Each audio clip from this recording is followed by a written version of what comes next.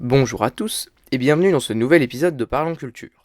Je vous l'avais promis, j'ai mis longtemps à m'y mettre et l'album avait du retard, voici P-Town de Jazzy Bass.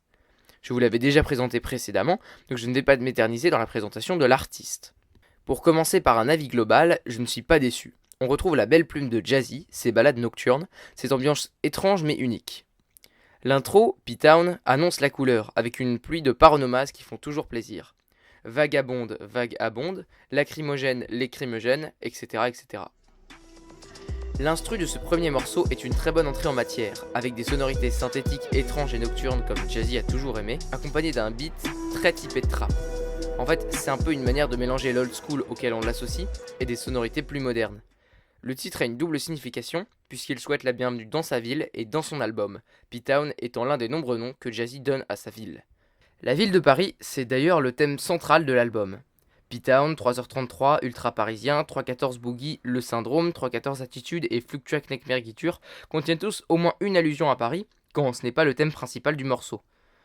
Joker et le Roseau sont des égotrips, Les Chemins et Trompe de Fallope parlent des relations humaines et surtout amoureuses, Fluctuac Necmergiture est un deuil des victimes du 13 novembre, 314 Boogie et Layback sont des morceaux plus pour s'ambiancer, 314 Boogie est d'ailleurs un morceau assez comique. Il y a vraiment de la diversité sur cet album, on sent que Jazzy a soigné le truc et que ces quelques mois de retard ont porté leurs fruits. L'album avait été annoncé par 3h33, qui était un morceau dans la continuité de ce qu'il avait fait avant. C'est un texte qui raconte la balade nocturne de Jazzy Bass dans sa ville, avec des réflexions philosophiques très présentes. Tout d'abord, une sur la religion.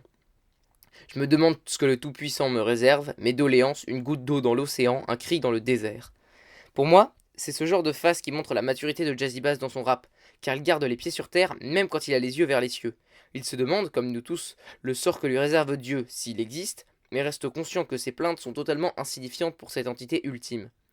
D'ailleurs, le nombre 333 étant un symbole des mystères de la foi catholique, je ne m'étonne pas de la présence de cette phase sur les questionnements dans cette chanson. On a d'autres questionnements, plus politiques, comme un sur la propriété. On manque de fonds donc on fait avec les moyens du bord, l'essentiel est de posséder ce que tu nécessites, la société rend obsédée par le bénéfice. En plus de faire une belle phase avec un vrai double sens, Jazzy Bass remet en question l'utilité d'avoir plus que ses besoins, après avoir dit que des gens modestes comme lui et ses potes se contentent de peu. On a aussi une remise en question du fonctionnement de la loi à deux reprises. Je suis pas un hors-la-loi, mais quand elle est mauvaise je la contourne, et il y a des péchés que je regrette, d'autres que je regrette de ne pas avoir commis. La deuxième est plus religieuse, mais le principe reste le même. Il explique qu'il applique son propre jugement, au-delà des écrits juridiques et religieux pour créer sa propre morale. Tel Walter White, il serait prêt à transgresser des lois pour aider sa famille. Comme vous pouvez le voir, ce morceau contient un nombre assez fou de punchlines bien ficelées, qui ont toujours été impressionnantes chez Jazzy. Analysons un peu l'évolution du style du gars. Même s'il varie son flow et ses choix d'instru sur chaque morceau, parce qu'il fait des choix artistiques complets, la principale force de Jazzy Bass, ça reste le texte. Depuis les Rap Contenders, on le sait, la régularité et la puissance de ses punchlines est sa plus grande force. Et quand je dis punchline, c'est pas forcément associé à de l'ego trip ou des insultes. Dans 3h33 par exemple, des punchlines, c'est des phases qui marquent parce qu'elles sont bien écrites et percutantes. Ça vient parfois de sa manie à faire des doubles sens qui, contrairement à d'autres, ne sont pas de simples jeux de mots. Pour faire la différence entre un vrai double sens et une simple blague, je vous renvoie à la vidéo sur ce sujet qu'a fait Custom, elle explique très bien comment ça fonctionne. Son flow est toujours articulé, on comprend absolument tous les mots parce que l'important pour lui n'est pas de jouer avec les sonorités mais bien qu'on comprenne le texte. On a certains procédés d'écriture assez poussés, comme la personnification de la ville de Paris dans Le Syndrome, qui dure toute la chanson. Il la compare à une femme en l'appelant mère nourricière et en évoquant ses jambes nues. Dans cette même chanson, j'ai surtout retenu la phase de fin. J'ai tous les symptômes du syndrome de Stockholm envers Paris.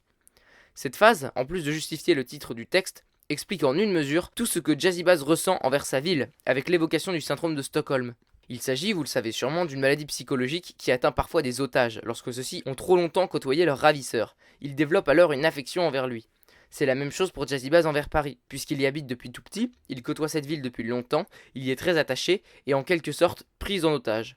Le nom du syndrome étant le nom d'une ville, le rapprochement avec la ville de Paris semble encore plus logique. En écoutant l'album, j'ai été positivement surpris par le morceau Ultra Parisien, parce que le rap engagé, le combat pour une cause, c'est pas vraiment le terrain où j'attendais Jazzy, mais ça marche parfaitement, bien que le thème ne me touche pas. Ça parle de la politique des stades de foot en France, surtout le Parc des Princes, qui empêche les supporters de vivre leur passion à cause d'une minorité de hooligans, et qui a pris des mesures répressives à base de places aléatoires et de contrôle poussé des affaires à l'entrée des stades. Ce thème touche beaucoup Jazzy parce que pendant son adolescence, il passait beaucoup de temps à chanter dans les stades. Le refrain dit clairement que quelque chose leur a été volé. Rendez-nous le parc. Et qu'ils ont vraiment un sentiment d'injustice. Tout notre amour pour le club, vous ne l'avez jamais rendu.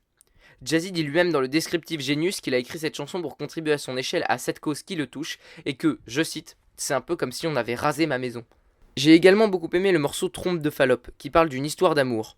Le personnage qui parle explique en fait à sa compagne pourquoi il la quitte via une lettre. Je t'écris cette lettre pour te dire adieu mon cœur.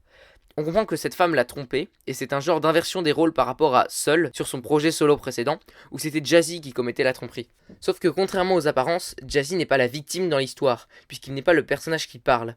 En effet, il explique dans le descriptif que le refrain de cette chanson, autant inspiré par des chansons de Georges Brassens, a pour but de placer son auteur comme l'amant des femmes mariées. On en a la preuve à la fin, lorsque le personnage dit qu'il va tuer l'amant de sa femme, et que cet amant est Jazzy Bass lui-même. On comprend donc mieux le point de vue que véhicule Jazzy sur l'amour dans cette chanson.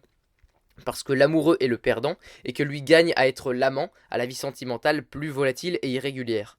Sa description de l'amour dans cette chanson peut être résumée à cette phase lourde de sens.